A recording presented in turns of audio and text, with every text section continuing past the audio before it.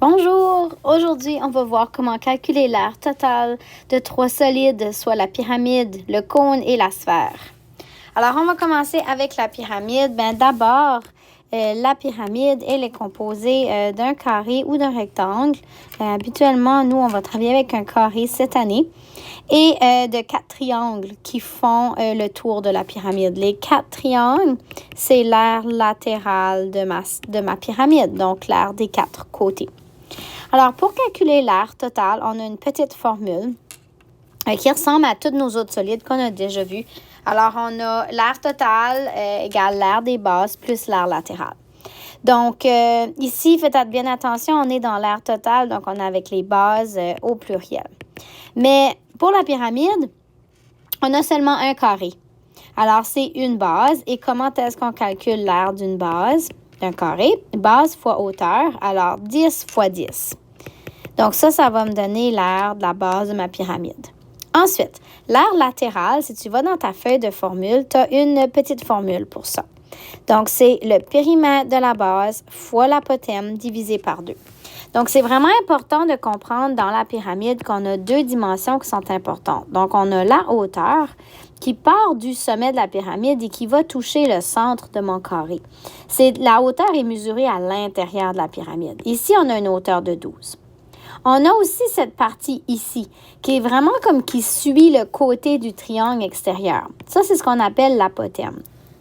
Maintenant, si tu regardes comme il faut, avec la hauteur, la demi-base et l'apothéme, tu peux faire un triangle rectangle.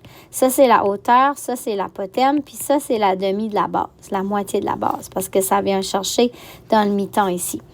Si tu regardes bien, pour l'aire latérale, on a besoin de l'apothéme, qui est celui-ci. Dans le problème ici, j'ai ma hauteur qui est 12 cm, ma demi-base ici qui est 5 cm, mais je ne connais pas l'apothéme. Alors, on va devoir utiliser une formule, un concept qu'on connaît. Alors, ça va être important d'utiliser Pythagore ici. Alors, l'apothéme va devenir mon hypoténuse et je connais mes 2 cathètes. Donc, pour trouver le C, on va faire la racine carrée de 12 au carré plus 5 au carré.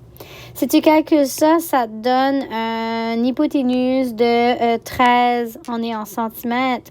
Donc, ça devient mon A, mon apothéme. Alors, maintenant, j'ai tout ce que j'ai besoin pour être capable de calculer ici. Donc, 10 fois 10, ça va donner 100. Le périmètre de la base, la base, c'est mon carré. Donc, le périmètre, c'est 10 plus 10 plus 10 plus 10. Alors, 40 fois l'apothéme divisé par 2. Alors, ça me fait 100 plus 260 et ça me fait une aire totale de 360 cm². Alors, voilà, on a trouvé l'aire totale de ma pyramide.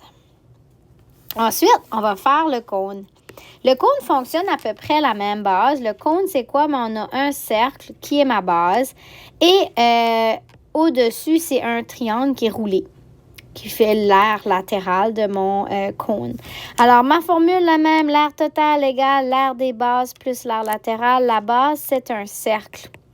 Alors, ça va être pi fois le rayon au carré et le rayon est 10 au carré. Plus l'aire latérale du cône, on a une formule pour ça si tu vas dans ta feuille de formule. Circonférence de la base fois le A divisé par 2. Alors, le A, c'est le même principe. C'est le côté ici, donc le côté penché. On va y mettre une autre couleur, là. Donc, Donc, ça, c'est le A ici. OK? Alors, on ne connaît pas le A présentement. Par contre, je connais mon rayon qui est 10. Je connais ma hauteur. Donc, ça aussi, ça va me faire un Pythagore. La hauteur est 24, mon rayon est 10 et je vais chercher l'hypoténuse. Donc, la racine de 24 au carré plus 10 au carré. Et ça me donne un apothéme de 26, c'est des kilomètres. Alors maintenant, je peux aller faire mon calcul. Si je fais 3,14 fois 100, ça fait 314. Plus la circonférence de la base d'un cercle, c'est 2 fois pi fois le rayon fois l'apothéme qu'on vient de trouver qui était 26 et je divise par 2. Si tu fais ce calcul-là, ça te donne 816 et 4. Et si j'additionne pour trouver mon aire totale, ça me fait 1130 et 4. Et c'est des kilomètres carrés car on est dans l'air. Alors, voici comment on calcule l'aire totale. Et notre dernier solide, c'est la sphère. La sphère est très simple car on a juste besoin d'avoir une information qui est le rayon. C'est tout ce que ça nous prend.